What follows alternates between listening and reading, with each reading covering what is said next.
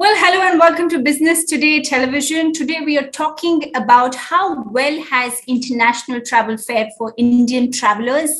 We're in conversation with the world's largest visa facilitator. We are joining me today is Pranav Sarvi, head VFS Global India and South Asia. Thanks, Pranav, for talking to us on Business Today Television. Pleasure, Karishma. Lovely to be here. Right. Now, starting off, of course, discussing how the pandemic has done in India in terms of traveling. 2 years to it. In fact, international travel just reopened in the month of March after a quite long, suspension. So what are the top destinations from visa point of view that VFS Global India is witnessing for Indian travelers? So yes, Karishma, pandemic didn't do well for anyone. And of course, the travel was outbound out of India was restricted for literally 2 years. Restart of travel happened in phases with many international borders also closed, gradually opening phase-wise. Initially, we saw students and very specific category applications that were allowed to move outbound. Internationally, also many countries were only accepting very specific categories for very, very specific reasons. Family members joining those that are abroad already. Those were the initial ones. But now, as you also mentioned, ever since March 27th, when the international flights are also allowed by DGCA, we are also witnessing a very high uptick in terms of outbound travel. Markets that are being favored, as it has always been, even pre-pandemic, UK, the Europe, Schengen member states, USA, Canada, I think across everywhere, even Southeast Asia, Thailand, Vietnam, Japan, there is travel happening many locations. So the outbound travel definitely looks very promising. Right. Now, you just mentioned a couple of countries, but I'm going to pick the leading two, which has to be the Schengen or the UK and the United States of America. How is the appointment slot situation there? Because as much as I see, in fact, on Twitter that I get some time to spend, I see that people are struggling to get early appointments. So are these long-lasting impacts of COVID that, probably the slots have reduced, or it's actually revenge travel happening where people, the travelers and the number of travelers have increased? So it's both. It's both actually. There's a lot of pent-up demand from the last 2 years. Many have been, for very specific reasons, also wanting to travel. We did see a very high number of students applying last year between June and September. We are possibly hoping the same numbers apply this year as well, which seems to be in that direction. But yes, revenge travel. Tourists in itself.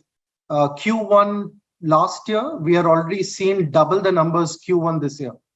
So there is definitely a lot of intent to travel. If we personally also given a choice, we would definitely want to do a holiday abroad for those that have been wanting to travel, not been able to do that for the last 2 years. In terms of appointments, VFS Global role is very specific to provide a system to get an appointment. How many appointments are allowed to be opened is completely a prerogative of the respective governments.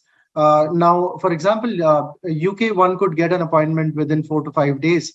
Yes, it's a longer wait for other governments. That's primarily because of what they allow us to accept.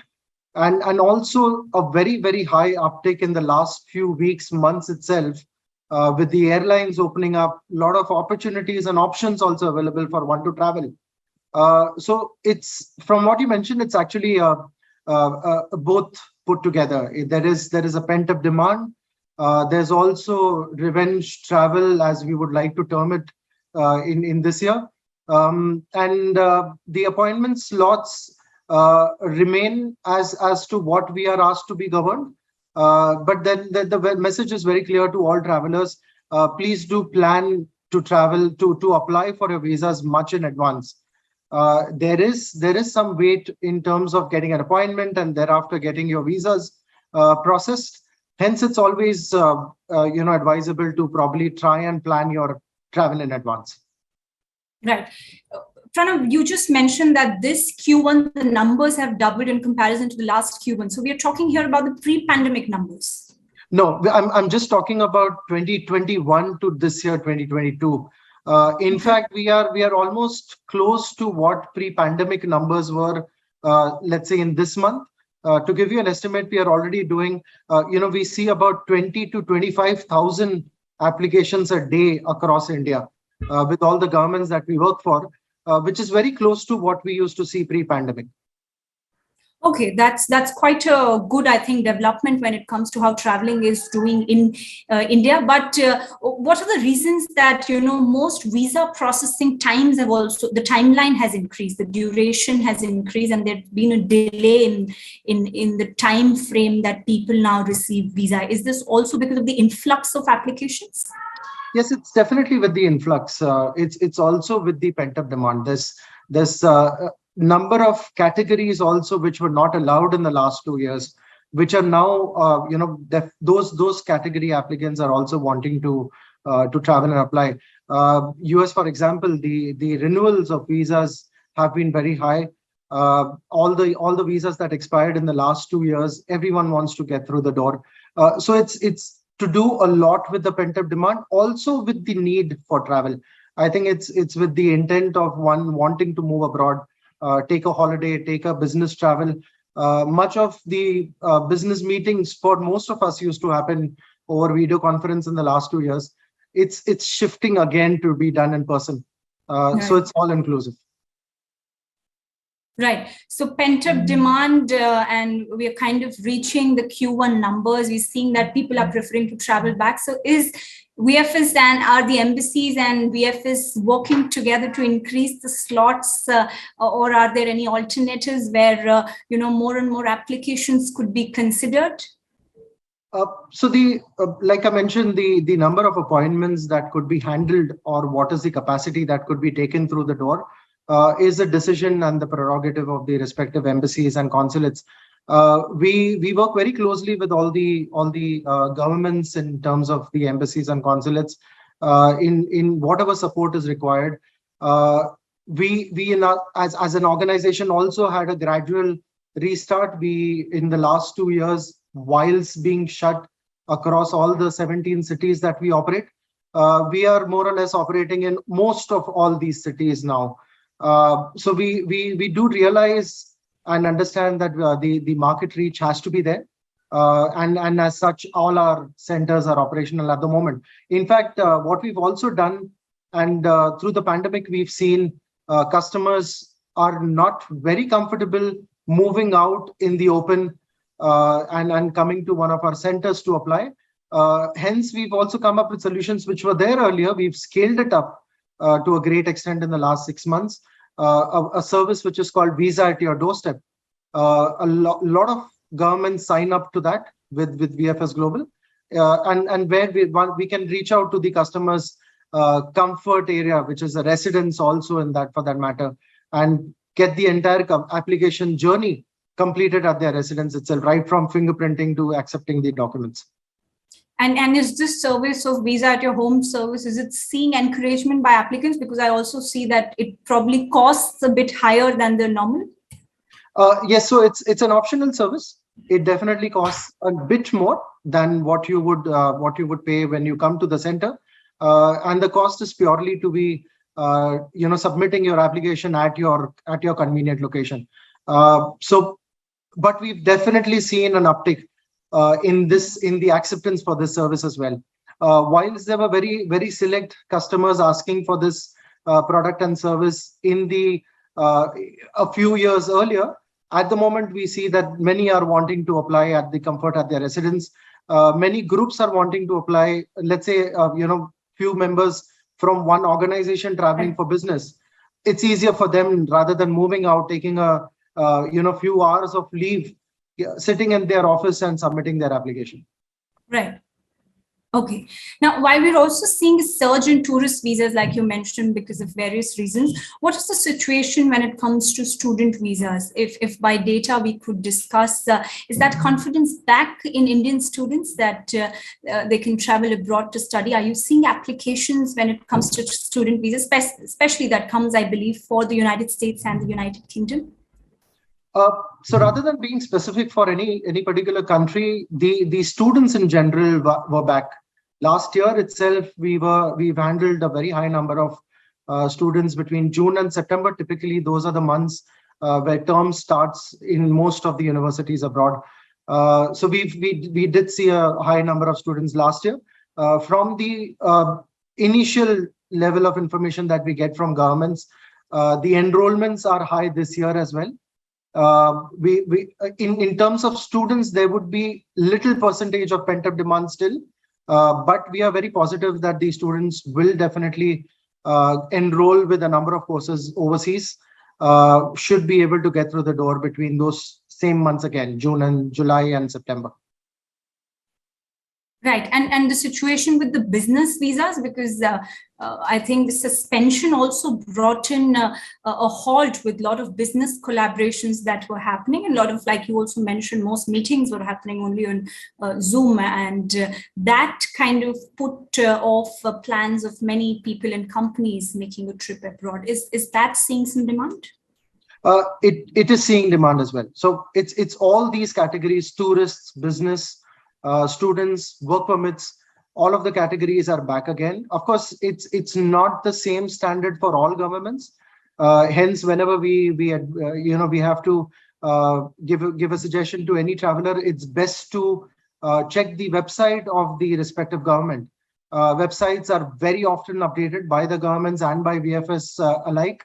Whatever information we receive from the respective governments go on our website straight away. So whether it's our websites, our call center, all are most updated. In terms of travel to any of the country, my personal advice to every traveler would be, please go through the website of that respective government or respective country. There's a lot that has changed in travel in the last 2 years, right from restrictions, whether health departments of those countries, what is allowed, what's not allowed. We've seen that restrictions have got relaxed in many international countries, but still there are some governing rules and regulations. It's best to be abreast of those before the travel happens.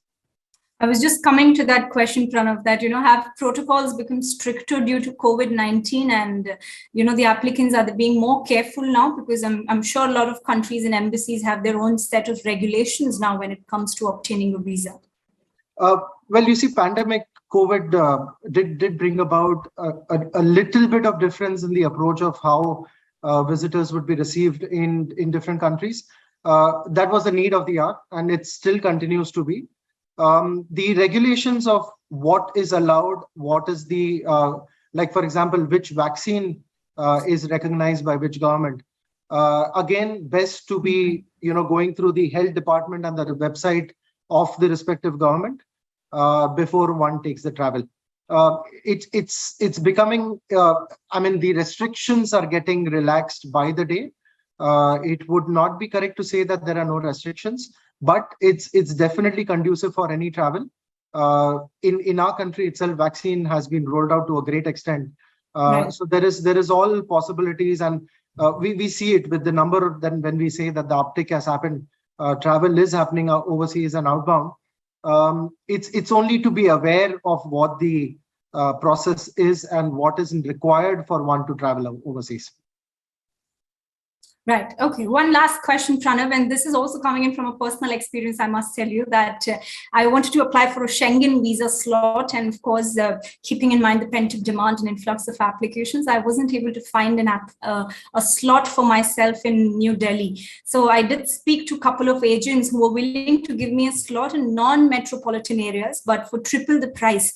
So it looks like a thriving black market for slot booking. Does VFS know about this? Are the agents given this option to pre-book the slots and reserve them? Look, the appointment system is very simple. It's free to use. There's no need to pay for an appointment. while you book for an appointment. Yes, for certain governments, you have to pay the service fee for VFS while booking an appointment, but that's the information that is on the website across. I'll probably take a dig at this question in a little different way. When vaccines were rolled out in India or any part of the world, the number of slots that one could get a vaccine were limited to the number of people wanting to get the vaccine. Everything is to do with demand and supply. So yes, I mean, if an agent is able to give you an appointment, trust me, he or she is using the same appointment system. There's no separate process that an agent would follow. So it's for an individual. If your information is with an agent, only then will be able to get you an appointment. So it's really on a traveler whether they want to be on the system online, look for an appointment themselves, or use an agent, use a partner, business partner, travel partner to get an appointment for themselves. We are aware that the appointments are not commensurate to the number of people who want to travel. That is with us, and we are constantly engaging with all the governments and trying to even give a helping hand wherever required to see how we can support wherever we have our possibilities. But in terms of the appointment system, it's fairly simple. It's free to use. It's the same system which an agent would use or an individual use. There's no separate system. Right. So there's no pre-blocking of appointments that can happen. No. Okay, that's great. Thank you so much, Pranav, for joining us on this chat. Pleasure, Karishma. If you like the video, do like, comment, share, and subscribe.